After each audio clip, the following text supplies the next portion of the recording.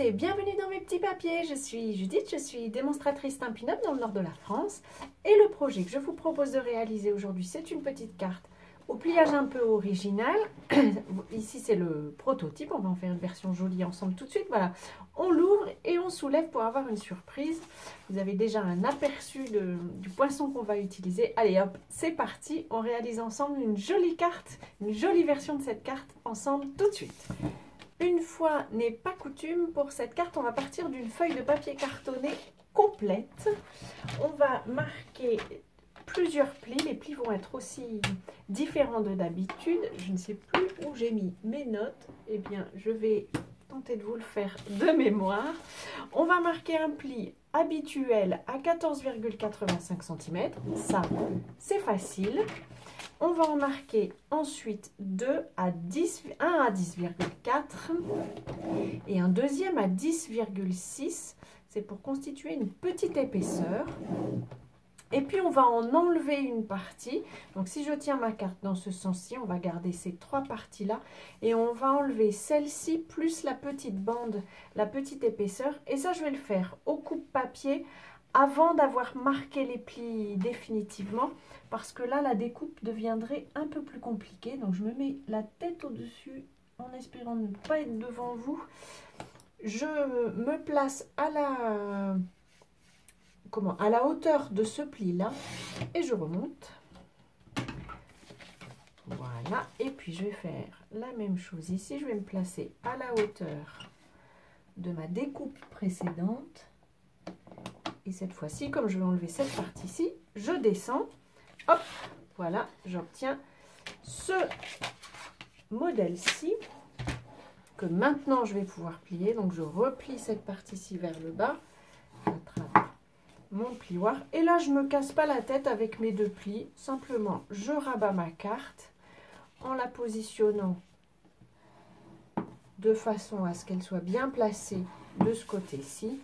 Et mes deux plis naturellement vont se faire et aider à ce que la carte se plie correctement. On va maintenant pouvoir faire la découpe.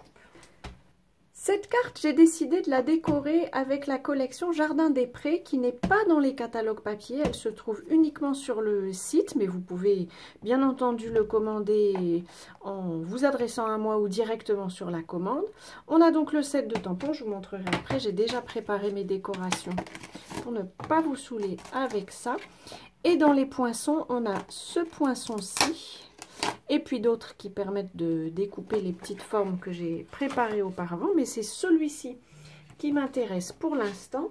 J'attrape mes plaques de découpe, bien aimées comme vous pouvez le voir, et particulièrement utilisées. Surtout en ce moment où je suis en train de réaliser mes cartes de vœux. Alors, pour cette carte-ci, c'est cette partie-ci qu'on va découper. Donc je vais la séparer du reste pour qu'elle ne soit pas découpée, que le reste ne soit pas découpé. Je place mon poinçon, c'est donc bien ce panneau-ci, j'espère que c'est difficile de tout vous montrer. C'est ce panneau-ci que je vais découper. Alors je vais vous montrer aussi ma petite astuce. Donc je place simplement, ça c'est pas compliqué, je place mon poinçon. Par contre, en ce qui concerne ma plaque de découpe, vous avez sur la plaque de découpe un petit biais. Je vais placer le bord de ce biais pile à la hauteur. En fait, c'est la ligne. Non, c'est au-dessus de la ligne, ici. Concentre-toi, Judith. Donc, c'est cette ligne-là que je vais placer sur le pli de la carte. Simplement parce que quand on va passer l'ensemble dans la machine de découpe, ça va marquer un pli sur la carte. Si ça ne vous dérange pas, ça ne fait pas un pli très important. Hein. Si ça ne vous dérange pas, ne vous embêtez pas avec le placement de la plaque de découpe.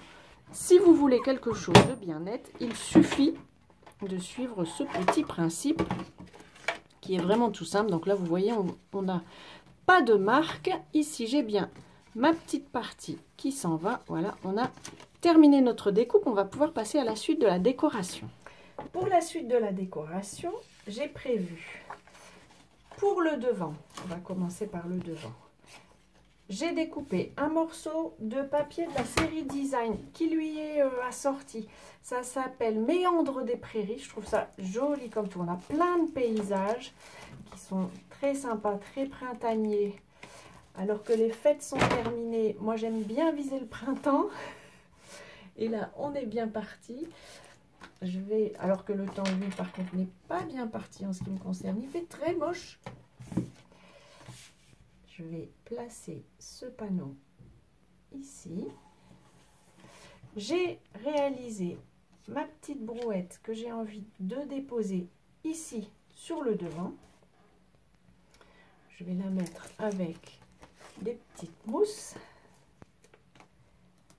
On va mettre plusieurs pour qu'elle ne s'effondre pas. Donc ça, ce sera le devant. Alors, les petites protections ne veulent pas s'en aller, elles ne veulent pas quitter mon pouce. Hop, voilà, donc là je peux mettre un peu de surépaisseur, c'est pas gênant du tout. En dessous, peut-être éviter les couches. Ici, je vais mettre le reste. C'est la même feuille de papier de série design que j'ai juste découpée aux mesures. Les mesures en question, c'est 10 cm sur, un petit peu moins, 9,9 d'ailleurs, sur 14,3 cm. Donc ça nous fait un petit paysage qui apparaît ici dans le cadre. Et puis je vais y mettre, pourquoi pas, une petite barrière qui viendra ici enjamber le chemin et un petit panier. Le panier, je vais peut-être le mettre de ce côté-ci. Voilà, allez, on fait comme ça. La barrière, d'ailleurs, que j'ai coloriée. Donc, je l'ai tamponnée en gris souris et je l'ai coloriée avec les crayons aquarellables. Et j'ai d'ailleurs vu un petit quelque chose. J'ai envie que ces petites charnières soient plus sombres. Je les ai simplement coloriées au crayon comme ça. On pourrait, je vais vous montrer, ce sont des crayons aquarellables, donc on peut passer avec un crayon estompe et vous allez avoir la texture de votre couleur qui va un petit peu changer. Je trouve ça bien aussi. On voit moins les traces de crayon. Du coup, ça fait peut-être un peu moins un coloriage. En ce qui me concerne, mon coloriage, il est toujours un peu enfantin. Hein. Je n'ai pas de technique professionnelle très avancée. Je ne suis pas une grande artiste. Mais ça, voilà, ça donne une petite texture sympa. C'est moins présent que les Stampin' Blends, les feutres à alcool. Un peu plus discret. J'aime bien aussi. Ce sont des couleurs un peu différentes. Puis comme vous voyez, une fois qu'on a passé la couleur, c'est vite fait. C'est pas compliqué. Ça permet de faire des effets d'ombrage, mais on n'est pas obligé de se casser la tête. Juste ce petit effet-là, il est sympa aussi. Je vais pouvoir coller ça. Alors bon, voilà, j'ai pas bien cassé ma colle. Alors, hop, je positionne. Allez, ici. Ça va être bien. Et puis, ce petit panier, je vais peut-être du coup le coller à la colle liquide pour pouvoir être un peu plus précise. Et je ne mets de la colle qu'en bas pour pouvoir le positionner ici. Et j'aime bien cet effet parce que du coup, hop, ça va se soulever.